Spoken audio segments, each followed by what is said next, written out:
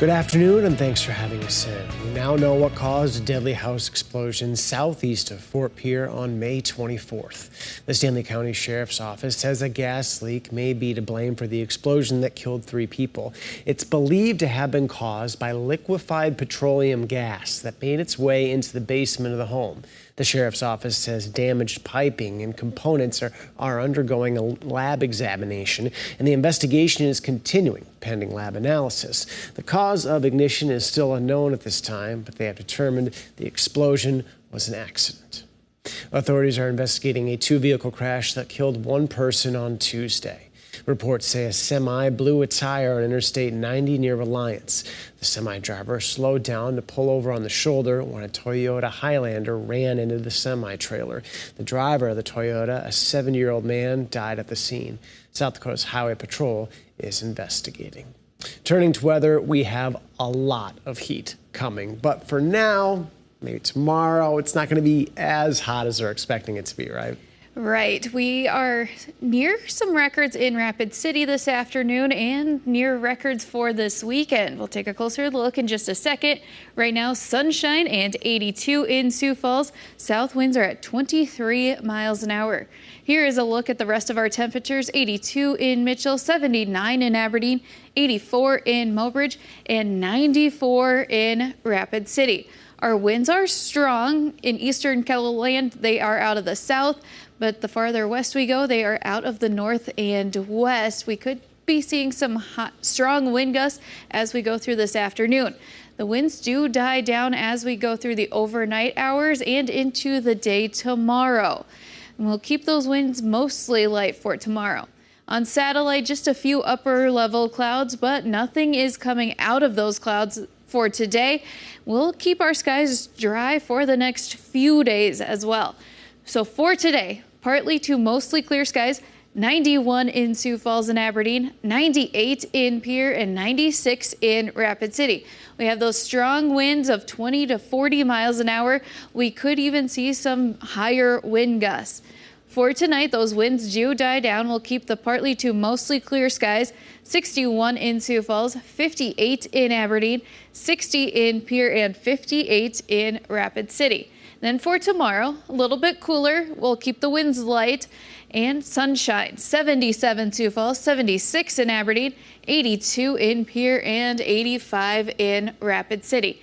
But on Friday, the heat comes back with mostly sunny skies. The winds stay light. 87 Sioux Falls, 89 in Aberdeen, 103 in Pierre, and 100 in Rapid City. The rest of the weekend looks to be hot. We'll take a closer look with your 7-day forecast in just a little bit. All right, thank you, Megan. North Korea has offered its first official confirmation that it detained a U.S. soldier who bolted into its country last month. The Korean Central News Agency, a known propaganda outlet, reported that King told them he decided to enter North Korea because he was disillusioned with American society. There was no immediate verification that Private Travis King had actually made any of the comments. King had served in South Korea and sprinted into the north while on a civilian tour of a border village on July 18th. In a first-of-its-kind trial, a Montana state judge ruled in favor of 16 young environmental activists this week. The judge said Montana's government has not been upholding its state constitutional obligation to provide a clean and healthy environment. The young plaintiffs argue that they are being harmed by wildfire smoke, excessive heat, and other climate change issues. I hope that because Judge Seeley ruled our current energy policy unconstitutional, that we might be able to construct an energy policy that's more in line with Montana's goals and constitution. State policy prevents agencies from looking at greenhouse gas emissions when evaluating fossil fuel permits, something the judge ruled as unconstitutional.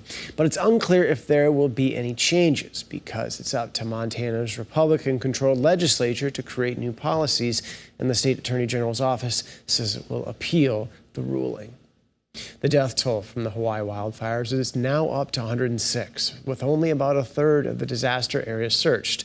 That means the number of victims is expected to rise in the coming days. The road into devastated Lahaina is being reopened for survivors to return to see the devastation with their own eyes. Jessica Cartalia is on Maui with more harrowing stories of survival. With flames engulfing houses all around him, Spud Spelnick jumped into the water to escape.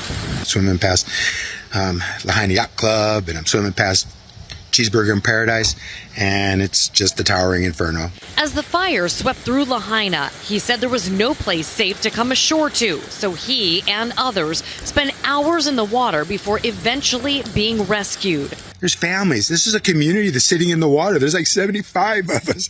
Officials have reopened the main access road to Lahaina to allow residents to return, at least temporarily, to survey the devastation firsthand. The vastness of this, it's incredible, and this is what you're going to see everywhere. News cameras followed FEMA teams on their search and recovery mission. Crews have covered only about a third of the disaster area so far. Many residents whose homes have been destroyed are unsure as to whether they will be able to rebuild. The governor is promising that he will stop anyone from coming from the outside and taking advantage of the situation. I will stop predatory purchasing best I can. Legally, it's very difficult to stop outside buyers from buying anything, but I can make it very difficult for any transactions to occur. He says he wants to ensure that the locals who have already lost so much aren't victimized again. Jessica Cartalia, CBS News, Maui. The White House announced that President Joe Biden and First Lady Jill Biden will travel to Hawaii Monday to survey the damage.